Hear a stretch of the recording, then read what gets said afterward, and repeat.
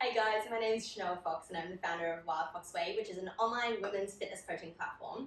And in this video today, what I want to do is help you out with your plank technique. So I was in the gym the other day and I saw a woman holding the plank, and I see this all the time, which is why I really wanted to do this video for you guys. But she was basically holding the plank, and then as she came out of it, she grabbed onto her lower back as if she was in a lot of pain. And I see that all the time, and it's just because the technique wasn't quite right, so it was dumping into her lower back. So if this is you, hopefully you find this video really nice and helpful. In this video, I'm going to reference two postures as well. So anterior pelvic tilt and posterior pelvic tilt. Now I've also done a video that goes through those postures in a bit more detail, so you can jump over to that as well. I've popped the link below for you. But what we're going to do today is basically go through the plank technique, and I'm going to bring those two postures into play to help you understand what your body should be doing when you're performing a plank. So let's get into it. I'm going to show you a couple of different variations, so one on the elbows and one on straight arms. There's many different ways to coach planks depending on what your intention is or what you're trying to strengthen, but I'll take you through both of those today just to give you a little bit of the basic foundations. So let's start on the elbows, and what I commonly see is that when people are doing their plank, they go into what is called an anterior pelvic tilt, which basically means that you are arching the lower back and sticking the belly out.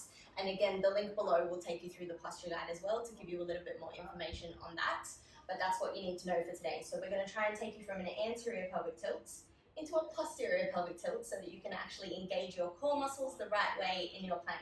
So coming down onto the elbows, you're going to take the feet back, and what I usually see is this. So the belly will drop low, the back will be arched, and we're not engaging the core at all. We're just dumping into the lower back. So what you want to do is pull the hips under, squeeze your glutes, and make sure you're pushing the floor away with your shoulder blades.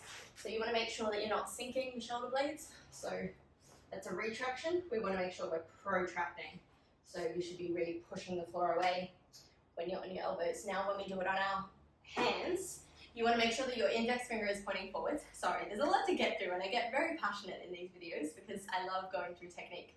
But you want to make sure your index fingers are pointing forward like this. Spread the fingers wide. What that does is it ensures that your shoulders are set in the right position, because if they're in a little bit, you're going to be internally rotating and taking the load through the front of the shoulder joint. So set it up like this. Same thing, feet back behind, and you want to make sure that you're not arching the lower back. So no anterior pelvic tilt. We want to go into posterior pelvic tilt, squeeze the glutes, pull the hips forward, and again push the floor away. So don't let the shoulders sink. Press, press, press, press, press. Okay, so that's what we're looking for. Now, if you naturally stand with an anterior pelvic tilt, you want to make sure that you're really starting to just be aware of the alignment of your pelvis. So imagine you've got a piece of string attached to the front of your hips, and you're pulling the string up towards your rib cage, and that's the best way to explain how to move from an anterior pelvic tilt into a posterior pelvic tilt. Okay, I know that was a lot of information, so feel free to watch this video a couple of times if you need to. And if you have any questions, please don't hesitate to reach out. You can contact me at www.wildfoxway.com with any questions or comments or feedback. I would love to hear from you guys. All right, enjoy. Have a great day.